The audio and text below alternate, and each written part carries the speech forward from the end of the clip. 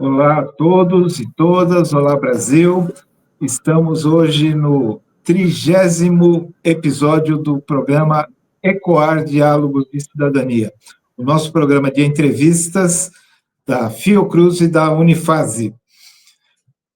Hoje temos o prazer de apresentar para o nosso público duas pessoas muito importantes nas discussões ligadas à acessibilidade cultural.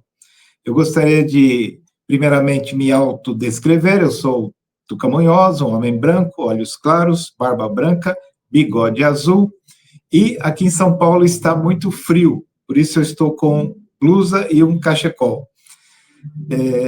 Eu gostaria, primeiramente, de pedir para Tamile, é assim que pronuncia seu nome, Tamile? Por favor, para você se autodescrever aqui para o nosso público, por gentileza. Tá, obrigado, Tuca. Olá para todo mundo que nos acompanha. Cumprimentar aqui também Edu, que está com a gente. Eu sou a Tamile Vieira, eu sou uma mulher cega, tenho uma pele branca, cabelos longos, loiros e lisos. Hoje eu estou usando aqui um vestido listrado, branco com roxo. E estou aqui num quarto na minha casa, tem uma parede branca, uma parede amarela e eu acho que uma porta branca que também dá para ser visualizada atrás de mim. É isso por enquanto, gente. Um prazer estar aqui com vocês. Obrigado, o prazer é nosso. Edu, por favor, sua autodescrição. Olá a todas as pessoas, Tuca, Tamile, querida. Eu sou Eduó, um homem branco cis, careca, de barba branca, óculos de grau com aro preto, da mesma cor do fone de ouvido e camisa de malha que estou usando. E atrás de mim tem uma parede branca com uma estante bem bagunçada com livros, objetos e obras artísticas. Bacana.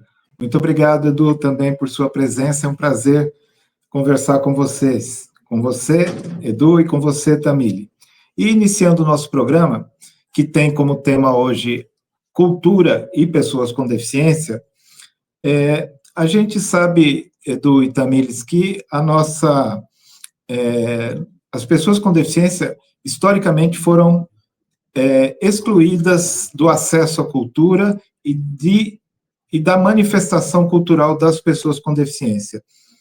O Brasil tem uma legislação bastante robusta, né, sobre a questão da acessibilidade, da inclusão social e tal. A partir da Lei Brasileira de Inclusão, isso começou as questões ligadas à cultura começaram a aflorar muito mais fortemente, né? Sobretudo com a legislação que garante acessibilidade à cultura, né? Hoje é muito comum se ver intérprete de Libras, audiodescrição e outras acessibilidade arquitetônica nos espaços culturais, longe ainda do ideal, bastante longe do ideal. Mas, enfim, é uma realidade que está mudando. No quesito de cultura, fazendo uma pergunta para vocês dois, como é que vocês têm visto esse progresso? É um progresso de fato? É um progresso, é uma maquiagem? Como é que vocês têm visto o progresso na acessibilidade à cultura para as pessoas com deficiência? Primeiramente, Tamile, por favor. Ok, vamos lá. Olha, é uma pergunta complexa. Diria até difícil de ser respondida.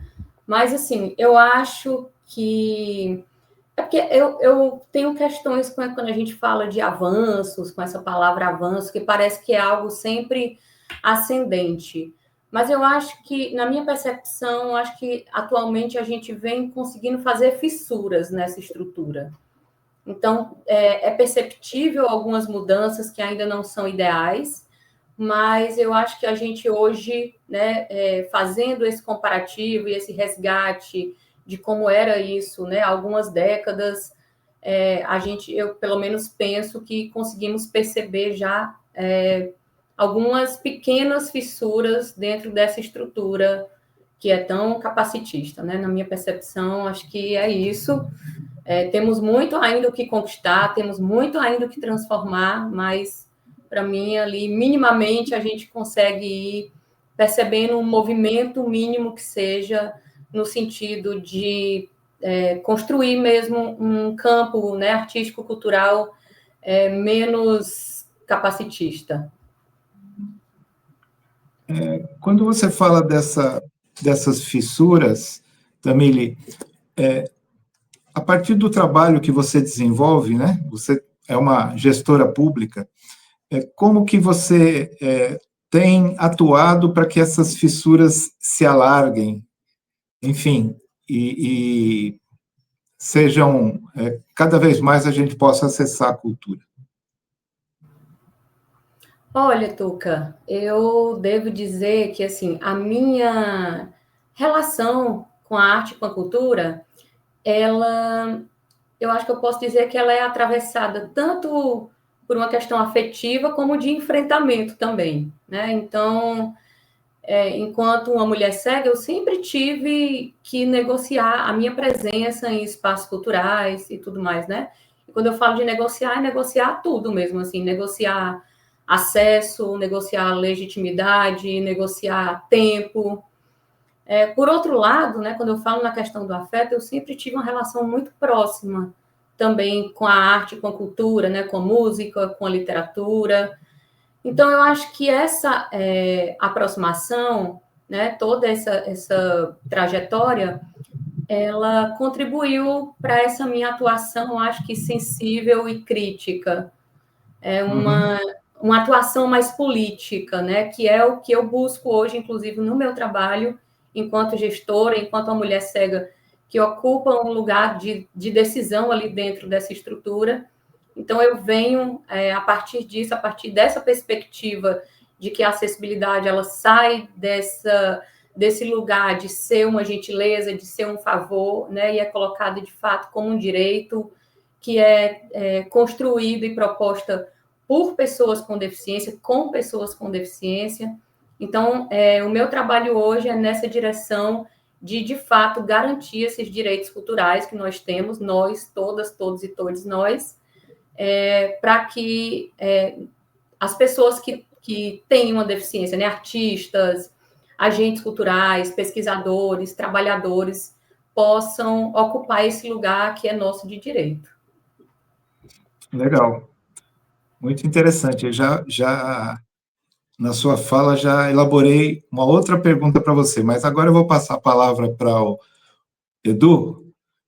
Querido, por favor, Edu, como é que você... Eu sei que você é um artista, né? Todos nós sabemos, mas como é que você se vê... como é que você vê a acessibilidade como, enquanto público, enquanto consumidor de cultura? Como é que você tem visto... talvez essa evolução, enfim, qual análise você faz da atual situação de acessibilidade à cultura? Eu sempre fico refletindo, Tuca, e concordo muito com o que também ele fala quando a gente pensa, né, em fissuras, também de que lugar nós estamos nos colocando nas conversas, porque me parece também que o tempo inteiro estamos associando a pessoa com deficiência dentro da cultura e da arte às lógicas de acessibilidade, como se fosse uma responsabilidade nossa. Na verdade, a acessibilidade, de uma forma geral, e na cultura, é uma responsabilidade, sobretudo das pessoas bípedes, que é o termo que eu utilizo, um conceito que eu utilizo no meu doutorado, da bipedia compulsória, dessa organização, dessa estrutura normativa que impõe no campo da arte, da dança, fazeres e pensamentos. Então, em relação à acessibilidade específica, é isso, a produção de artistas, pessoas com deficiência, gestoras, agentes culturais, não está só relacionado à acessibilidade, porque senão também é uma maneira de nos limitar a um tema específico que, na verdade, condiz e diz respeito a todas as pessoas, né? Mas em relação à minha produção, sou artista desde 98, enquanto você fez a pergunta também à Tamila, eu fui aqui enumerando algumas coisas, e eu comecei a dançar, por exemplo, em 1998, num projeto de pesquisa da UFBA, onde eu me tornei professor da Escola de Dança da UFBA em 2016, Mas antes eu já fazia belas artes, então eu já estava trabalhando como artista visual, como artista plástico, muito antes disso. Em 2008, o próprio Ministério da Cultura nos convida para pensar em colaborar com o Plano Nacional de Cultura, na própria Constituição de 98, então na LBI, que vem para 2015. Então, parece que a gente nunca esteve, esse pensamento do avanço, esse porvir, é o tempo inteiro algo que está associado a gente, mas a gente já produz. Por exemplo, eu, quando comecei a trabalhar, já era num entendimento da relação da dança com deficiência, né, com grupos sobre rodas. Mais tarde, nas questões da própria acessibilidade, entender essa acessibilidade, não apenas, e aí, ou apenas já é muita coisa, porque a maioria não faz, mas como uma tecnologia assistiva, objetiva e obrigatória, mas como a gente pode transcender essas lógicas também para como uma estética, como uma dramaturgia. Então, eu penso que artistas com deficiência como eu, Estela Lapone, Moira Braga, João Paulo Lima, pessoas como Tamile, que também trabalha com consultoria em acessibilidade, têm ampliado bastante essa lógica de acessibilidade, entendendo que a pessoa com deficiência, no seu modo de produzir, no seu modo de fazer e pensar, já produz conhecimento específico na arte que precisa ser reconhecido como uma contribuição para a área. Não é nos meus modos de me locomover, por exemplo, eu sou um artista cadeirante, não danço só na cadeira de rodas. Como é que a minha presença já elabora modos de pensar movimento, composição, já é também uma imagem política, uma ação artística que fissura essas lógicas bípedes normativas na arte, entende? Então, eu fiquei viajando na sua pergunta, nesse diálogo, tentando fissurar também, friccionar esses modos da gente também entender a própria produção da arte com pessoas com deficiência de modos mais abrangentes também, não só vinculado apenas à acessibilidade, como tradicionalmente pensamos. Edu, você colocou a questão da bipedia compulsória, né? Era uma pergunta que eu tinha aqui para te fazer daqui a pouco, mas já que você tocou no tema, eu te pergunto, o que é bipedia compulsória? Bom, a bipedia compulsória foi o conceito que eu desenvolvi no meu doutorado, que eu concluí em 2023, no Programa de Difusão de Conhecimento da UNEB, da Universidade do Estado da Bahia, justamente refletindo, a partir desses encontros, né, com artistas e profissionais com deficiência no campo das artes e da cultura, como, apesar de reconhecer que nós produzimos fazeres e pensamentos próprios e apropriados, nós ainda convivemos e somos obrigados a corresponder a lógicas bípedes, ou seja, a lógicas normativas, a lógicas de pessoas com deficiência. A bipedia não está relacionada especificamente ao contrário de pessoas como eu, que sou cadeirante, ou você, mas de pessoas que andam. A bipedia se constitui nessas lógicas realmente da pessoa sem deficiência. Então, bípede é qualquer pessoa sem deficiência, e a bipedia se relaciona também com os modos de opressão, exclusão, violência contra pessoas cegas, contra pessoas surdas, com deficiência intelectual, neurodivergências.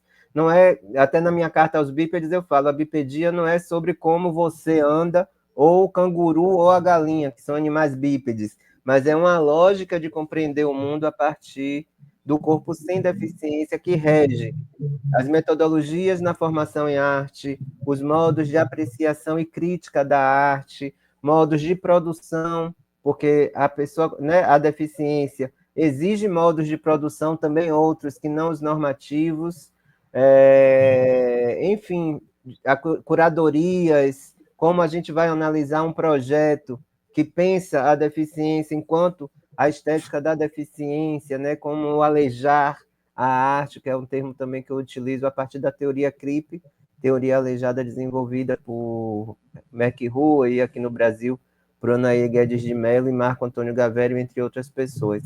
Então, a bipedia compulsória, sinteticamente, é isso. Muito legal, muito legal. E, Tamile, quando a gente fala em acessibilidade à cultura, logo vem à mente, da esmagadora maioria das pessoas, quem tem algum conhecimento nessa área, da questão da língua brasileira de sinais e da audiodescrição e acessibilidade arquitetônica. Isso é pouco. O que mais tem? O que mais se pode oferecer, construir, enfim. Vamos além disso? Seu microfone está desligado, eu acho. Está desligado. Pronto, achei. Isso, agora vai. Vamos lá. Sim, né? Quando a gente fala de acessibilidade na cultura, de fato, o pensamento, né, que está ali nesse imaginário, nesse conhecimento, né, das pessoas em geral, é isso, são os recursos de acessibilidade. E aí eu aproveito aqui para fazer cor à fala de Edu, porque essa é uma perspectiva baseada numa estrutura e numa lógica normativa. Então, as pessoas acreditam que tem uma forma única e própria de se pensar, de se criar cultura e arte, e que a partir disso, tudo que desvia disso precisa de adaptações, precisa de recursos, de tecnologia, né? Precisam de, que a gente chama de acessibilidade, de recursos de acessibilidade. Mas, de fato, hoje, assim, a gente pode e deve pensar diversas outras formas de entender como é que, de fato, a participação das pessoas com deficiência no campo artístico-cultural, ela pode acontecer, e aqui a gente está, né, nesse exemplo que você trouxe, fazendo esse recorte das pessoas com deficiência enquanto sujeitos, né, fruidores e fruidoras de cultura, né, que isso vai para muito para além disso também. Mas a gente pode pensar hoje, eu acredito que pensar a acessibilidade na arte e na cultura hoje é pensar novas formas de se criar arte, sabe? Novas estéticas. Eu acho que, inclusive, a própria acessibilidade, talvez a gente viva os tempos em que ela se torne uma estética, né? Uma nova forma de se pensar e de se construir arte. E aí, nesse sentido, a gente pode pensar em muitas possibilidades. A gente pode pensar em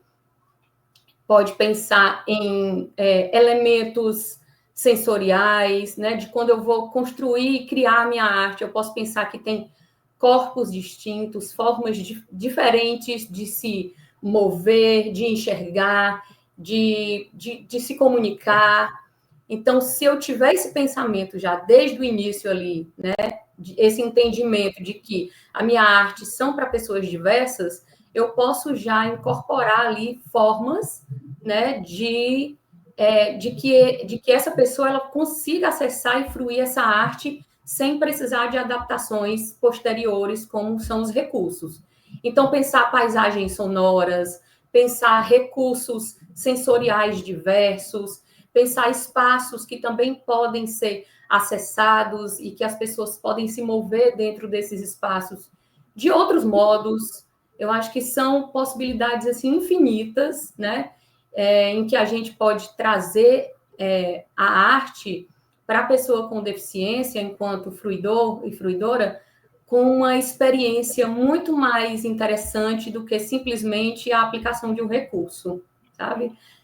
Daria aqui, enfim, uma tarde inteira da gente se debruçando sobre isso, mas eu acho que, resumidamente, assim, eu poderia trazer essas formas de se pensar. Eu acho que é isso. A gente precisa, de fato, deformar e alejar a arte, porque da forma que ela vem sendo pensada e construída, ela não considera as nossas existências, né? De nós que temos uma deficiência. Então, de fato, alejar isso pensar em novas formas de se criar e de se viver arte.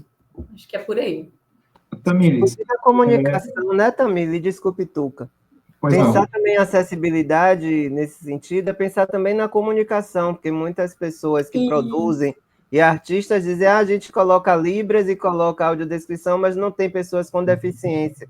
Se as Sim. pessoas com deficiência também não acessam, o que vai acontecer porque a comunicação é também pautada numa normatividade, inclusive dos meios de comunicação, a gente precisa entender essa acessibilidade de uma maneira mais ampla, a própria mobilidade urbana, os meios de transporte, como as pessoas com deficiência, segurança, para a gente poder sair e voltar com autonomia. Então, a acessibilidade realmente é algo muito amplo, que precisa ser pensado por todas as pessoas, né? E por todos também, todas as instituições, no sentido políticas, culturais, de como a gente pensa isso, desde a pessoa que está em casa, que vai receber a informação e a divulgação, como ela sai, como ela chega, o receptivo, a bilheteria, enfim, é toda uma cadeia de cultura e arte que é muito ampla, que não é só o que está no palco. Edu, por uma grande coincidência ou não, eu ia justamente perguntar para a Tamires o impacto político desse olhar para a acessibilidade que você acaba de dizer. Qual é o impacto político que você acredita que isso tem para fora da cultura? Como o Edu acaba de falar da questão da cidade e vários outros aspectos. É para mim ou para o Edu? Desculpa. Sim, para você também. Para mim? Ah, sim, perfeitamente. Olha só, é isso, assim, quando a gente pensa nessa acessibilidade no campo cultural, a gente precisa ter em mente que os desafios que os corpos, né, dissidentes precisam enfrentar para acessar um espaço cultural, para acessar uma produção cultural, ela começa muito antes da gente simplesmente acessar esse espaço. Ela perpassa por todas essas questões que já foram tragas, que é, primeiro, ter acesso a essa informação, ter a decisão de como eu vou sair da minha casa em segurança, com conforto, com segurança, com autonomia, e chegar até esse lugar. Então, eu acho que fazer essa discussão ela é muito potente, né, politicamente falando, porque, de fato, não é só a gente discutir a cultura para pessoas com deficiência por si só, mas ter esse entendimento que isso perpassa vários outros aspectos e que isso é muito forte politicamente para que a gente, de fato, vá conseguindo transformar esses outros campos, né, de atuação também. Então, acho que né, mais ou menos por aí que a gente precisa também compreender que e é isso, assim, quando a gente discute acessibilidade, é muito amplo, porque lá no início, quando a gente fala aqui sobre acessibilidade na cultura, nós, aqui no Ceará, por exemplo, né, que é o estado onde eu moro, eu costumo dizer que a gente não discute acessibilidade, a gente discute política de cultura.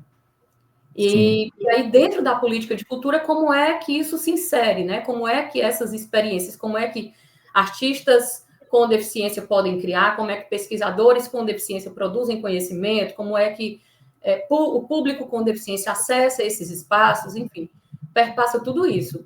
Mas, de fato, isso também se transpõe para mobilidade, para a segurança, para os transportes. A gente pensar, por exemplo, que hoje, se a gente tem um casal, né, duas pessoas que querem sair juntas para fruir um espetáculo cultural, e elas, né, utilizam a cadeira de rodas, se elas querem sair juntas, elas não conseguem pegar o mesmo transporte público, porque os nossos ônibus, né, eles só têm lugar para uma cadeira. Então, é isso, assim, gente, são muitas camadas e é muito mais profundo do que uma fala que a gente consegue trazer aqui numa entrevista como essa, porque são muitas camadas mesmo. Exatamente. Duas coisas, Tamires. A acessibilidade que está nas normas, qualquer norma, digital, etc., é muito pouco para nós. Mas para os bípedes, eles acham que é o suficiente, né? Acham que é o nosso paraíso se as normas técnicas forem aplicadas. Mas a gente sabe que é muito pouco para a gente. E outra coisa, para contar um caso aí dessa situação que você coloca, e não do ônibus, mas eu fui com uma amiga cadeirante ao teatro e queriam que cada um ficasse no lugar, naquela vaguinha de deficiente. O quão absurdo é que as pessoas insistem nisso. Não, mas aqui é a vaga e a outra vaga é lá, né? desrespeitando completamente uma situação. Mas, enfim. E uma pergunta ligada a isso para você, Edu, é o seguinte, uma colocação: como que a bipedia, ou melhor, a nossa postura de luta dialoga com as lutas de outros corpos, de outras pessoas que também são excluídas, a questão da corponormatividade, como é que a nossa luta dialoga com as outras lutas? Eu acho que é muito importante pensarmos nisso, porque o capacitismo, né, que é a opressão e discriminação contra a pessoa com deficiência, está intimamente ligado a racismo, a sexismo, a homofobia, e a deficiência, o corpo com deficiência, atravessa, perpassa, transversaliza todos os outros marcadores. Então, quando também a gente fala da pessoa com deficiência ou da deficiência, parece que está num cercadinho específico, e não, por exemplo, eu sou um homem gay, ou seja, eu também sou da bandeira LGBTQIAP+.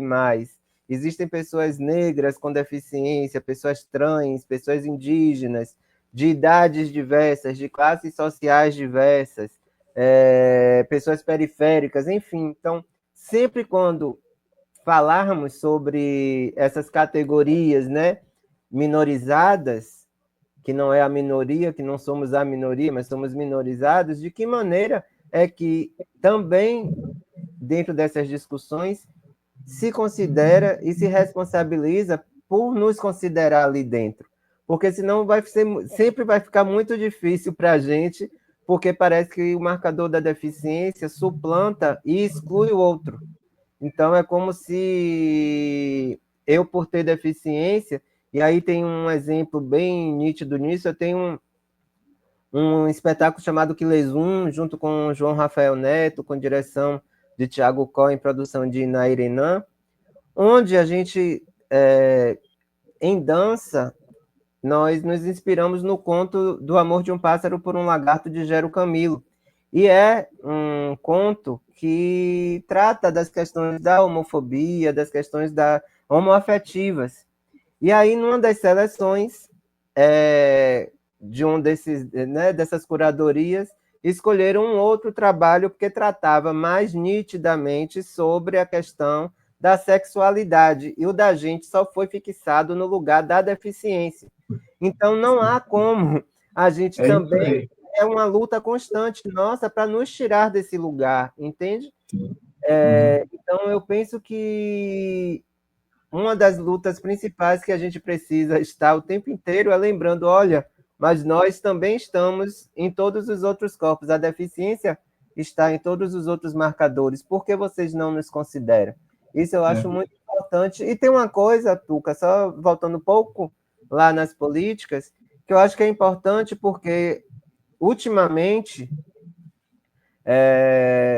nos últimos governos, né, e naquele mais perigoso que passamos mais recentemente, nas descontinuidades das políticas públicas de direito das pessoas com deficiência e também nas políticas públicas culturais, que também estamos sofrendo na relação com a pessoa com deficiência desse reconhecimento da nossa produção, né? Apesar de agora, por exemplo, eu estar coordenando o mapeamento Acessa Mais, que é um projeto do Ministério da Cultura, junto com a UFBA, de mapear artistas e agentes culturais com deficiência, profissionais da acessibilidade cultural, não são programas ou projetos específicos que vão dar conta disso, se não nos consideram nos demais projetos e programas, entende? Então, eu estou respondendo, bem trazendo isso, porque é sobre essa interseccionalidade mesmo, não dá para botar a gente, mais uma vez, no cercadinho, fazemos um projeto específico e já contemplamos as pessoas com deficiência. Se os outros ministérios, por exemplo, né, das questões raciais, Ministério da Mulher, Ministério indígena, enfim, também não nos considerar nisso, porque não é possível que a gente esteja apartado dessas questões. O que você fala me lembrou uma situação que eu tenho certeza que tanto você como a Tamile já passaram, que quando algumas pessoas falam assim, mas todos nós ficaremos deficientes no envelhecimento, vamos enxergar pouco, vamos ter dificuldade para andar, né? O não deficiente fala isso, ignorando o nosso agora, né? E isso é um pouco do que você fala de tirar da nossa boca a nossa voz, né? De a gente se colocar, nos importa o nosso agora, não se o outro vai ficar velhinho e não vai poder andar direito, né? Vai ter dificuldade para andar, com todo respeito. Mas é uma maneira, uma estratégia também enfim, de minorizar, de diminuir o que nós queremos agora, né? Apontando para uma coisa meio não palpável, né? É muito complicado isso.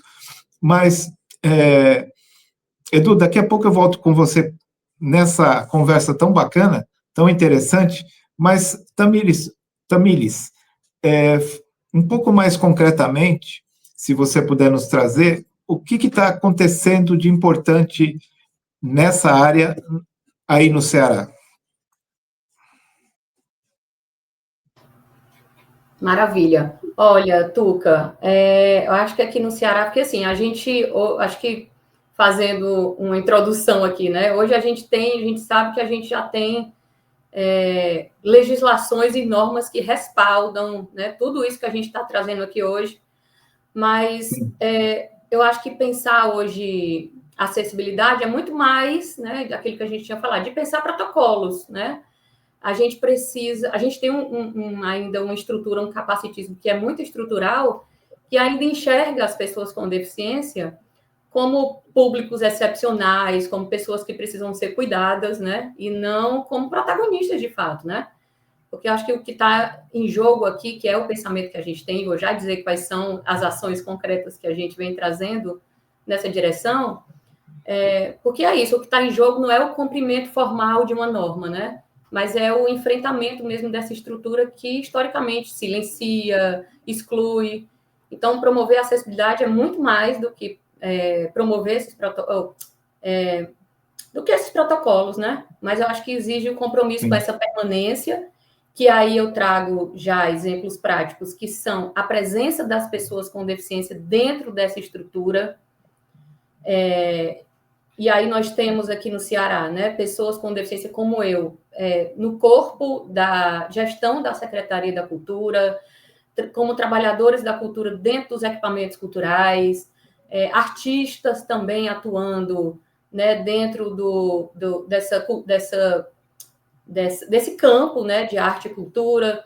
Então, hoje, né, a gente vem nesse movimento de editais, por exemplo, todos os editais da Secretaria de Cultura, eles já prevêem ali critérios de avaliação de acessibilidade, prevêem também reserva de vagas para artistas com deficiência. Para além disso, a gente também tem ofertado esses editais em formatos diversos, e aí eu não digo nem acessíveis mais, né? Porque a gente fica preso também a esse conceito de acessibilidade, que é muito colocado a partir dessa normatividade. Então, a gente tem ofertado editais em formatos diversos. Então, editais em Libras, para que artistas, né, que utilizam a língua brasileira de sinais consigam acessar esse conteúdo, consigam se inscrever nesses editais. Então, esse é um pouco do movimento. Para além disso, né, para além dessa parte mais da política, tem algumas ações que estão sendo desenvolvidas dentro da rede de equipamentos da cultura aqui do Ceará. Então, eu posso trazer como exemplo um projeto que tem no equipamento que chama Porto Dragão, que é o Zona de Criação. Então, o Zona de Criação, ele abre uma seleção para grupos, né, que trabalham com arte e cultura, especialmente das artes cênicas, e esses grupos, eles vão com uma ideia de um projeto, e eles têm vários encontros, né, é uma espécie de uma monitoria. Então, tem uma equipe que tem roteirista, que tem cinegrafista, que tem, né, várias outras pessoas de áreas técnicas distintas que vão contribuir no desenvolvimento da ideia desse grupo artístico e da concretização de como isso vai se efetivar, de como esse espetáculo, um espetáculo de dança, um espetáculo, ele de fato vai ali ser colocado em prática.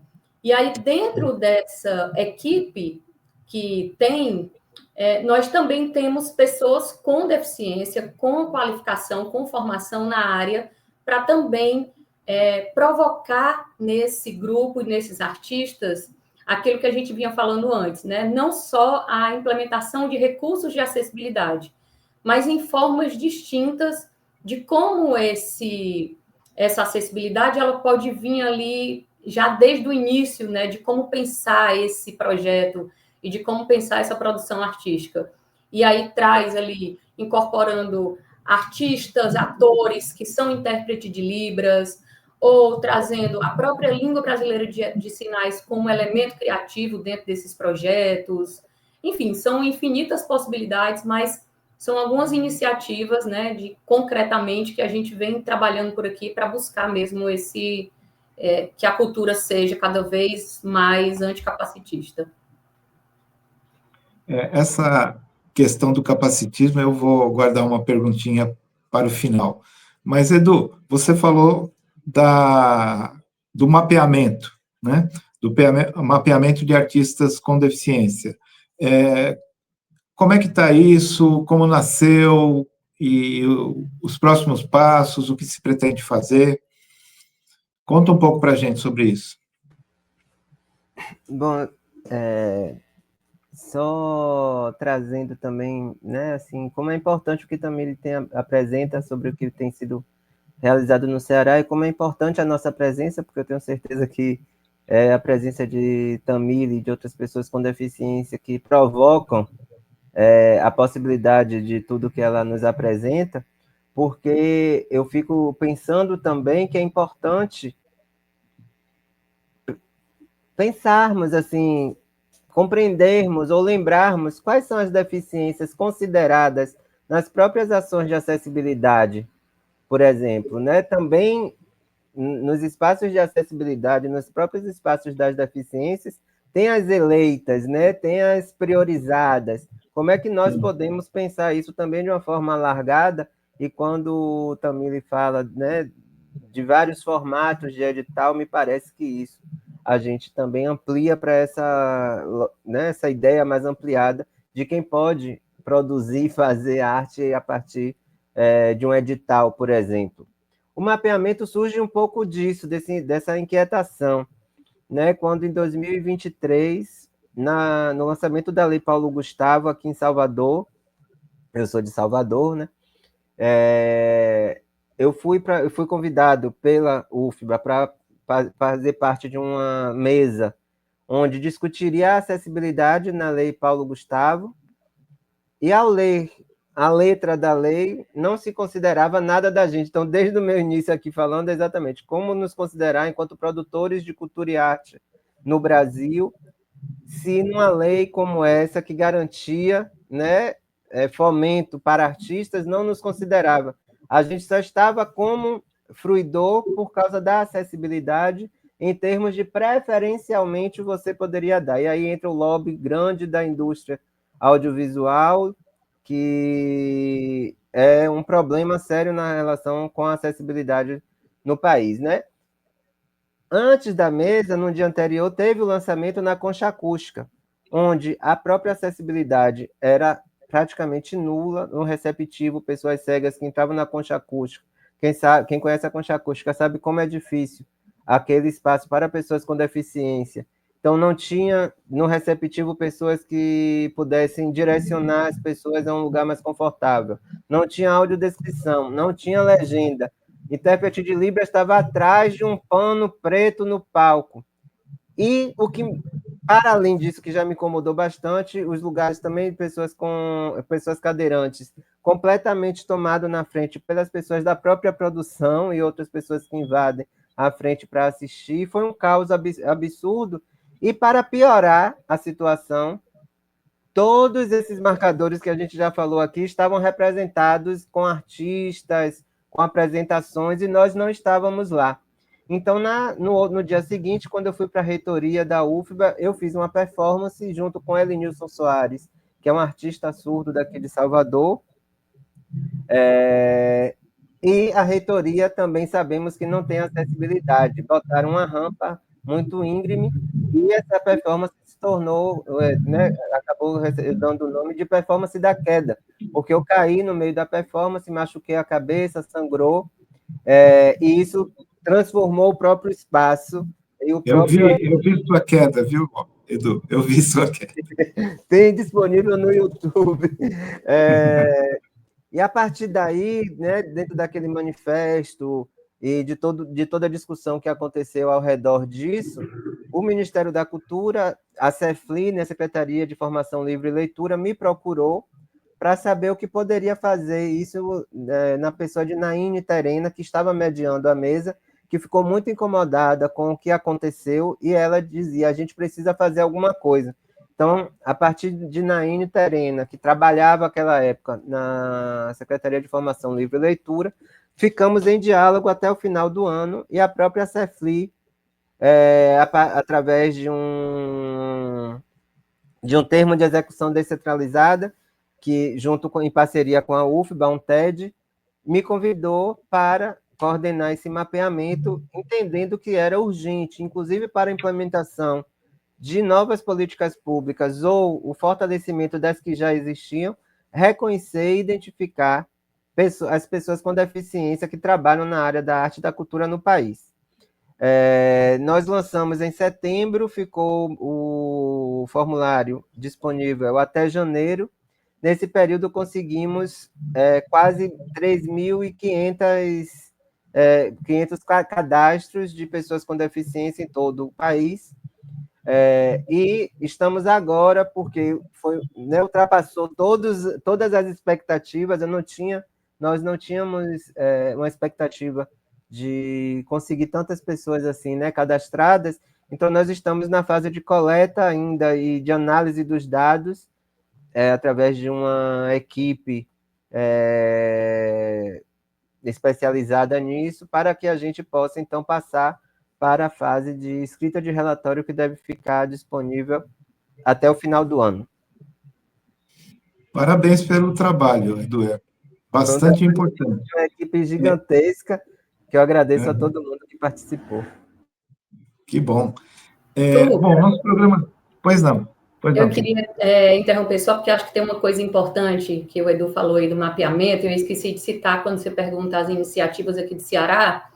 Nós estamos em fase final de tramitação de um documento que foi construído aqui coletivamente, né, por artistas, pesquisadores, ativistas, enfim, com e sem deficiência, que é o Plano Estadual de Acessibilidade Cultural.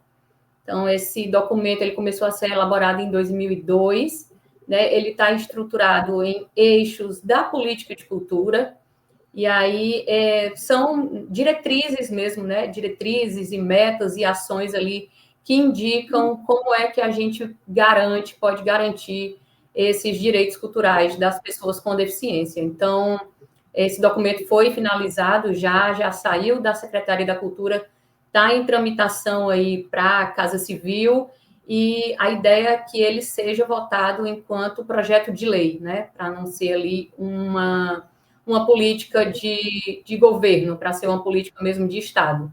Então, acho que destacar isso também é importante, e foi muito potente, assim, entender essa construção, né? Porque essas conversas, as rodas de conversas que foram para coletar as proposições para esse plano, elas foram todas conduzidas ali por pessoas com deficiência, então se evidenciaram muitas questões que a gente, às vezes, discute sobre elas, mas na prática, né, quando ela está ali, a gente também ainda vai descobrindo modos de como se relacionar com todas essas diferenças.